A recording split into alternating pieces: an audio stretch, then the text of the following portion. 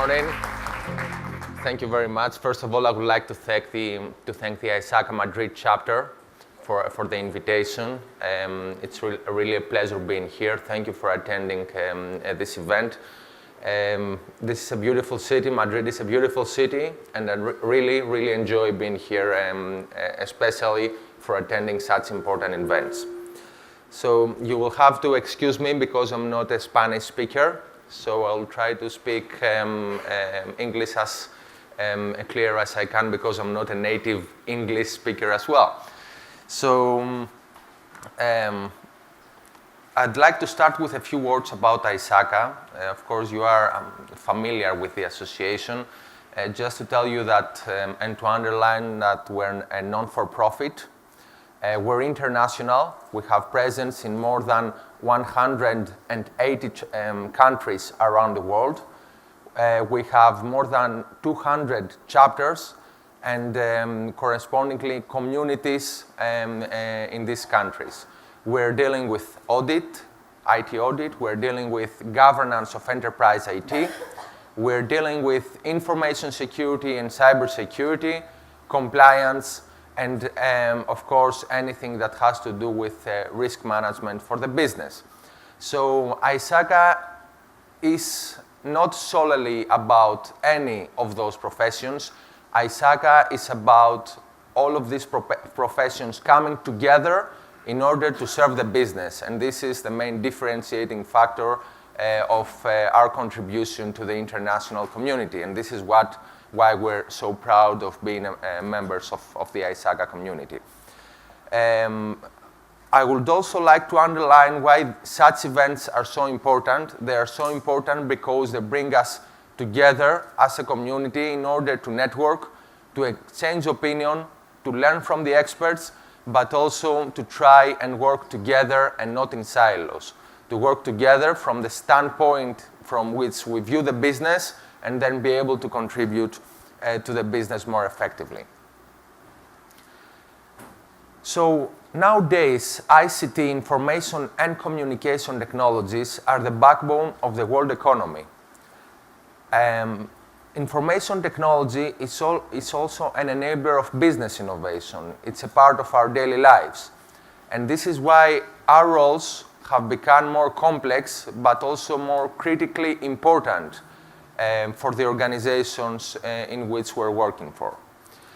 We have new trends, we have new models, we have new technologies that help the business innovate. We have the Internet of Things, we have cloud computing, which is proliferating in the market more and more nowadays.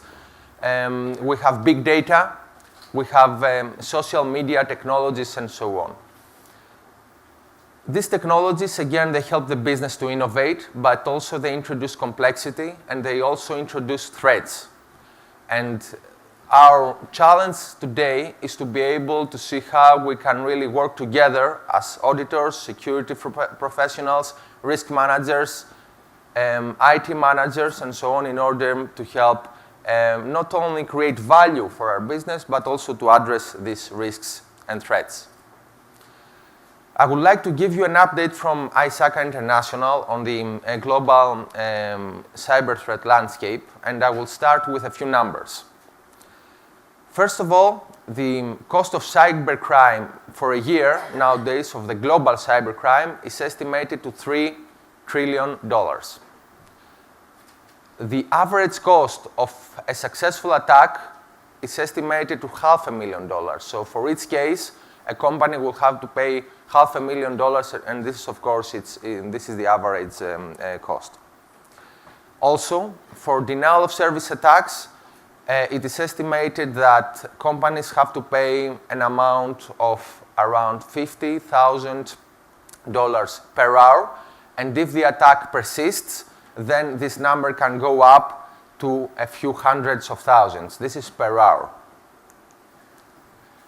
The time to contain an attack is estimated to 1 month, and in the case of advanced persistent threats, more sophisticated attacks, more targeted attacks, this time window, the time window of this attack going unnoticed, is estimated to 7 months. This is the mean time to realize that you're under attack if the attack is that sophisticated. According to ISACA research, and this is something we did around summer 2015, 8 out of 10 organizations expect an attack today. It's an expectation. 9 out of 10 recognize the need for security and cybersecurity professionals, and they also recognize that there is a skills gap. Companies are not able to find the appropriate skill in order to be able to create a robust cyber defense framework and capability within them. 4 out of 10 feel confident that they will be able to address the attack. It's only 40% that state that they feel confident, while 5 out of 10 companies spend more on cybersecurity. Now, the companies having realized the need, they are planning to invest more than $170 billion in cybersecurity by 2020, while there is a gap of 2 million cybersecurity professionals by 2017. This is a great opportunity for our professions. It's not only a problem, it's also an opportunity for our professions in order to address this problem and help the business go forward. Are you familiar with the dark web? Do you know what the dark web is? Most of you are. So some are not. I've seen some of you waving your head. So the dark web is part of the internet, but it's under the radar. It's part of the internet that is not accessible by the usual means. So if you try and Google, let's say, one of the sites that belong to the dark web, those will not be visible, right? So in order to address the dark web, you need some specific tools, you need passwords, you need to be a member of the dark web community. And the dark web community is about cyber criminals. It's about any type of criminal that can do business over the internet. It's about drugs, it's about illegal gambling, it's about money laundering, it's about illegal actions that are very profitable for the cyber criminals. So this is an issue as well. It's something that shows that cybercrime gets more and more organized, and it's something that is always relevant to the organizations for which we're working for, whether these belong to the private sector or the public sector. This is from a very recent ISACA study on the Internet of Things. According to the study, I'm not really in favor of reading slides, so you can see a number of statistics. I would just like to underline that that in 2009, we had something like 2.5 billion connected devices in the Internet. This was the Internet of Things in 2009. By 2020, we will have more than 30 billion connected devices. So the question to us is, can we assure effective audit, security, governance of IT, and risk management with 30 billion connected devices? And this is not something that we can say that, okay, we can control it. It's something that is happening right now, and we have to make sure that we establish the right frameworks in order, first of all, to recognize this issue. People coming with connected devices to the enterprises in which we're working on, have our policy, have our technologies in place, have our, let's say, response to this opportunity, because this is a means for organizations to innovate, but also our response to the problem, because these devices introduce threats.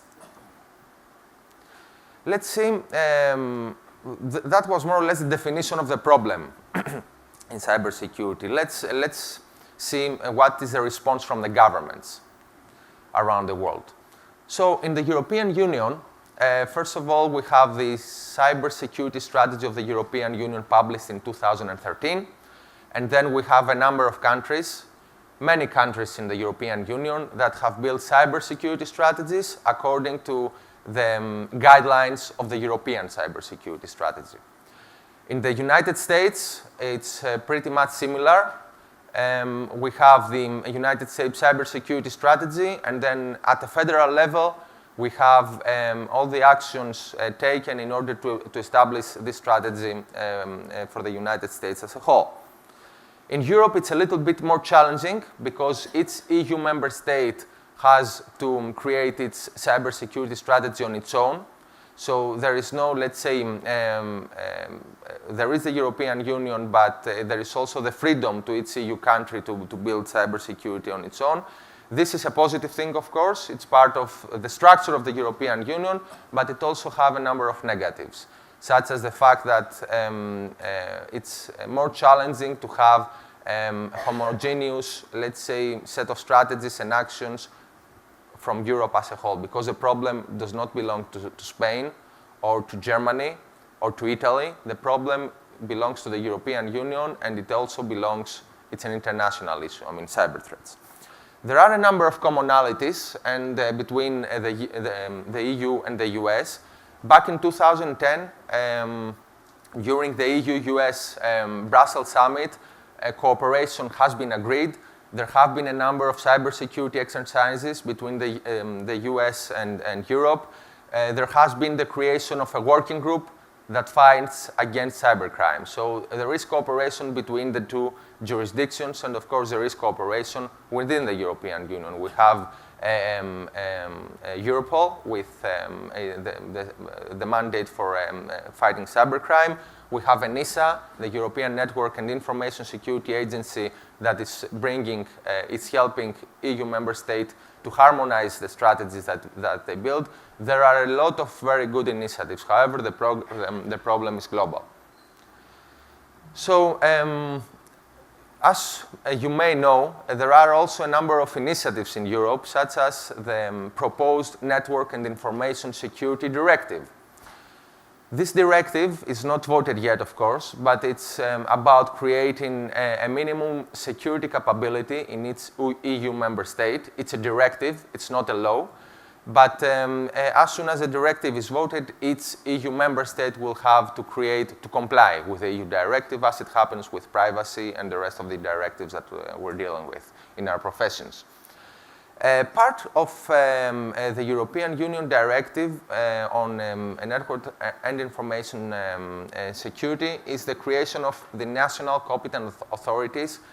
These are the authorities in each member state that will be dealing with network and information security. But it's also about cybersecurity information sharing, cybersecurity intelligence information sharing. This is a very interesting topic because if this directive is voted, then we will have the principle in Europe of the rapid dissemination of cyber threat intelligence between the public and private sector. So if a company is under attack, this attack will have to be disclosed to the national competent authority of its country, together with all the details of the attack. There are privacy provisions, of course, in the European law.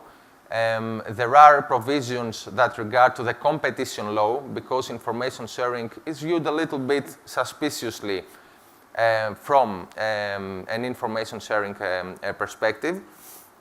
But this is something that is coming, and it's very interesting to be prepared about it. It's very important to be prepared about it, because in the United States it's already voted. It's called CISA, like the ISACA credential. CISA means Cybersecurity Intelligence Sharing Act. And it created a little bit of a disturbance because of the fact that companies have to share all the details of their clients and so on. All the details. First of all, they have to log all the details and then share it with a public body in order to help the government as a whole address cybersecurity issues. This is common and it's pretty interesting. So we have the problem, we have the response from the governments. We also have the individual, let's say the professional, we have the organization, we have the problem, but most importantly, as I said, we have the opportunity to contribute more to our organization by solving the problem. So ISACA has created a new program since August, and a new credential since August, which is called Cybersecurity Nexus Practitioner Certificate. Cybersecurity Nexus as a whole is an overall, let's say, it's an one-stop shop for any professional organization that needs to gain knowledge, to get trained, to get certified, to get education around cybersecurity.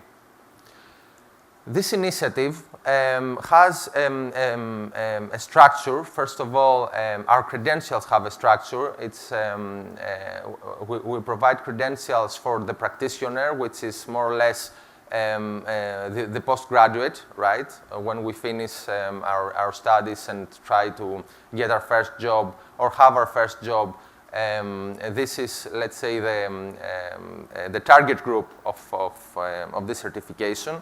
We have the specialist and the expert, which are for more, let's say, progressed professionals in their careers.